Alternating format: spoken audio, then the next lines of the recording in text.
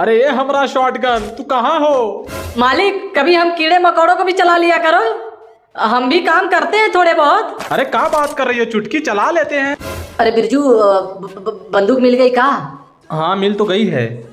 तो अब मैं क्या करूं अब? भागो, फिर क्या करोगे? अच्छा, भागो।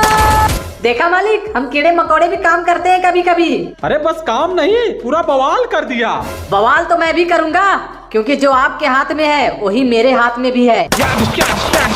अरे मालिक, अरे हमारी गोलियों में सरसों का तेल थोड़ा कम होता है, सीने में मारो, सीने में। बड़ी बड़ी नीच बंदूक है तेरी, बताती भी है कहाँ मारना है।